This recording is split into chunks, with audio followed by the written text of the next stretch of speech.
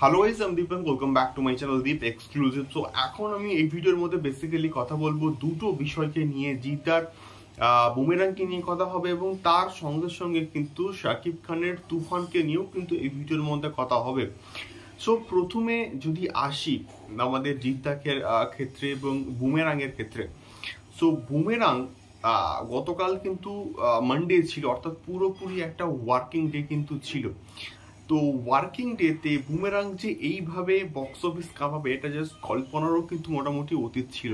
তোমরা একটা জিনিস যদি ভালো করে একটুখানি নোটিস করো তাহলে দেখবে বুমেরাংয়ের ক্ষেত্রে না, গতকাল ঠিক রাত্রি 11:10 সিনেপলিস লেক মলে কিন্তু একটা শো অ্যারেঞ্জ করা হয়েছিল এবং সেখানে কিন্তু শো এত রাত্রিবেলা 11:10 শো, এবং সেখানে যখন আমি যখন ঠিক 10:10-15 বাজে আমি একবার বিএমএস খুলেছিলাম এবং সেখানে দেখলাম যে ওই পার্টিকুলার শোটা ফার্স্ট ফিলিং যাচ্ছে।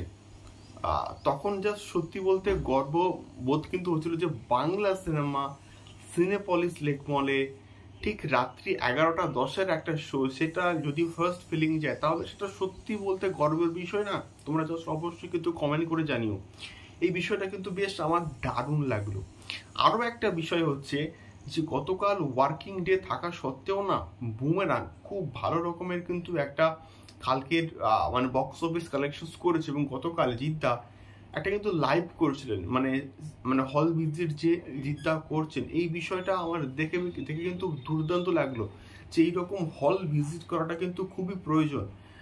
মানে রিসেন্ট টাইমে এটা কিন্তু খুবই ওয়ার্ক করেছে এবং তোমরা যদি দেখো রিসেন্ট টাইমে প্রত্যেকটা মোটামুটি স্ট্যান্ডার্ড কোয়ালিটির যে প্রজেক্টগুলো, তার যে অ্যাক্টর অ্যাক্ট্রেসটা কিন্তু কন্টিনিউয়াসলি হল ভিজিট করছেন, যেটা সত্যি বলতে দেখে ভালো লাগছে যে জিদ্দা এই কাজটাও করছে এবং এই বিষয়টা বেশ ভালো এবং বেশ ভালো কিন্তু ওয়ার্ক করেছে। সো গতকাল মানডেতে কিন্তু অনেক শো কিন্তু হাউসফুল ছিল এবং অনেক মাল্টিপ্লেক্স চেঞ্জ, সিঙ্গেল স্ক্রিন এবং সমস্ত জায়গা কিন্তু মানে বেশ কিছু জায়গা কিন্তু ভালো রকমের কিন্তু রেসপন্স পেয়েছে অডিয়েন্সের কাছ থেকে এবং মানে হাউসফুল এবং প্রায় অলমোস্ট ফুলি তো অনেক শো কিন্তু ছিল, যেটা দেখে অ্যাটলিস্ট মনে হয় যে একটা ওয়ার্কিং ডেতে আমরা অনেক দিন পর এইরকম একটা রেসপন্স পেলাম অডিয়েন্সের কাছ থেকে।